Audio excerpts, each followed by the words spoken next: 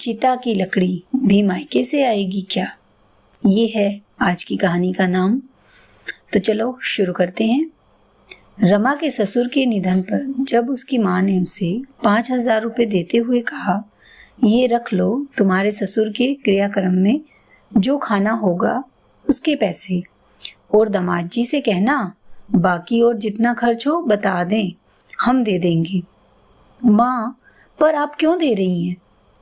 रमा बेटा, ये रिवाज है, हमें ही देना होता है, रमा की माँ उसे समझाते हुए बोली। पर माँ, पहले ही आप पर और भाई पर इतनी जिम्मेदारियां हैं, ये सब रिवाज आप क्यों निभा रही हैं? मैं नहीं मानती ऐसे रिवाजों को। मैं और रमेश दोनों कमाते हैं, हम दोनों जब माँ बाप को जीते जी सब दे सकते हैं तो उनके मरने पर क्या हम उनका क्रियाक्रम नहीं कर सकते? माँ, मैं ये पैसे नहीं ले सकती। सारी उम्र आपने हमारे लिए इतना कुछ किया, पाला पोसा, पढ़ाया लिखाया, इतना काबिल बनाया कि आज हम अपने पैरों पर खड़े हैं। और तो और शादी के बाद भी कभी त्योहार के नाम पर तो कभी बच्चों के जन्म पर और जन्म दिवस पर भी आप इतना कुछ देते हैं। उन दोनों की बातें सुनते हुए रमा की बुआ सास चिल्लाने लगी, यह देखो आजकल की आई हुई लड़की, ना इसे संस्कार हैं ना कोई रिवाज निभाने की समझ। यह तो अपने कमाने के घमंड में चूर है। पता नहीं भाई के जाने के बाद मेरी भाभी का ये क्या हाल करेगी। जो मायके वालों का कर्तव्य है वो तो उनको देना ही है।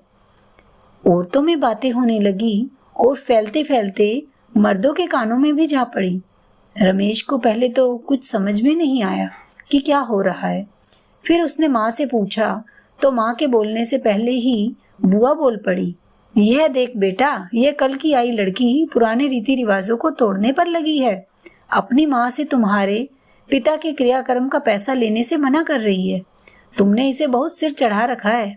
मुझे तो अब तुम्हारी माँ की फिक्र हो रही है कि भाई की मौत के बाद मेरी भाभी का क्या होगा। बात समझ आते ही रमेश ने अपनी बुआ से कहा, बुआ, रमा को मैं बहुत अच्छे से जानता हूँ। हमारी शादी को 10 साल हो गए हैं और इन 10 सालों में उसने मम्मी पापा का मेरे से भी ज्यादा ध्यान रखा है। तो आप इस बात की फिक्र छोड़ दो कि मम्मी पापा का क्या होगा। और रही बात पापा के क्रियाक्रम के खर्चे की, तो बुआ, मम्मी पापा ने मुझे इतना सक्षम बनाया है कि मैं अपने माँ बाप के लिए इतना तो कर ही सकता हूँ। उसके लिए मुझे अपने ससुराल से मदद की जरूरत नहीं है।